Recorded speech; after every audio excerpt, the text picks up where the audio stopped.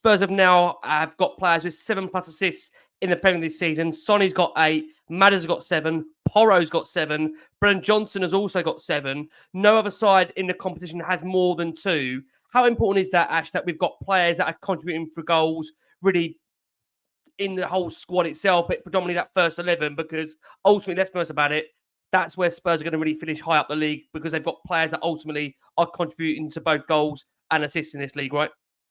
So that was the problem. I said at the start of the show, it's the front three, the goal contribution. Where last season we used to rely on Kane to get 30+ goals to kind of lift us. Now it's supposed to be a case of the goals are spread out across the team, or you look at the front three from your goals. Now, if I'm actually honest, and I look at Sonny's been our main talisman, in my opinion, in terms of being clinical, getting us over the line, scoring the goals. I think Son in that number 9 position, even sometimes when he's out on that left, he's been that man to get us through the mud. Richarlison, obviously, when he did have his stint at number 9, he managed to get consecutive goals as well. But I don't think between Brennan and Kulu and Werner, they've got enough goals in them, or they've contributed enough goals. In terms of assist, you could say there's an argument there. Like, you could say Brennan's got the assist there and blah, blah, blah. But they get themselves in enough goal scoring opportunities or positions enough where they can contribute.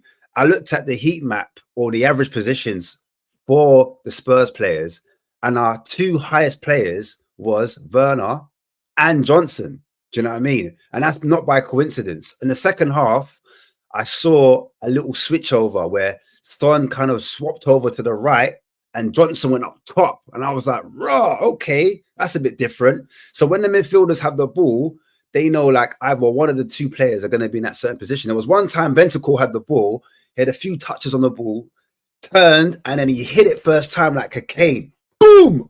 Over the top, right into Johnson's path. I was like, raw, that's what I want to see. But coming back to that question, I feel like the reason why people are on Johnson's neck at the start of the season and why Johnson still has a few critics is because when there's space in behind, like Werner, excellent. Do you know what I mean? But in terms of taking your man on the outside, I think that's where fans were getting frustrated, because when teams were like doing a mid press or it was a low block and we're like, Johnson, take your man on, just go on the outside. He wasn't really doing that. When we switched him to the left, he started coming on the inside, and he did it against Villa really well. And I thought, yeah, fair play. Do you know what I'm saying? But I think that's the only critique for the front three, coming back to your point, is that there needs to be more goals, not just aimed at Son or whoever's number 9. Do you know what I'm saying? But lucky for Tottenham, Mitch, come over to you. Spurs did get their winner, and it was Sonny. I mean, like I say, the guy that stepped up so many times for Spurs this season is that man again.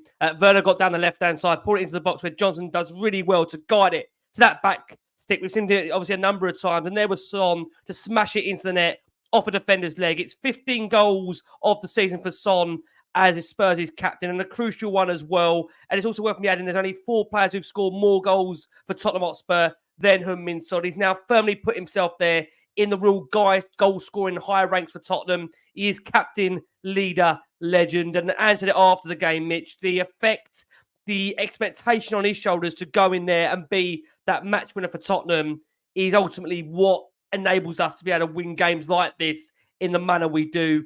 How important is that, Mitch, that goal for what it could mean for the season, given we saw Villa, of course, win earlier as well?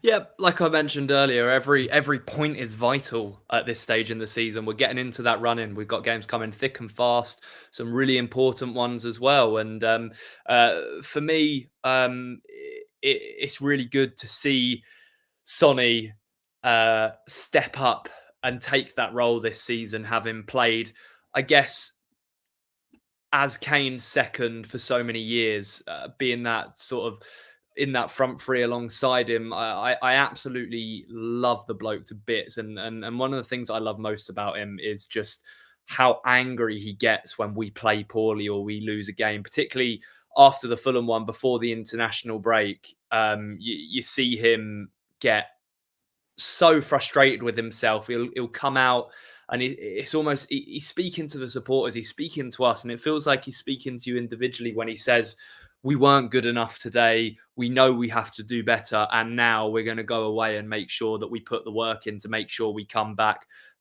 better and stronger in the next one. And he's backed him and the boys have backed those words up with the win against Luton today, which is really, really important to see. But the tough games are really on the horizon for us now. And West Ham on the horizon, Arsenal on the horizon, Liverpool, Man City, they've all got to come and they, I feel like, are probably going to be the difference as to whether we get that fourth spot or not.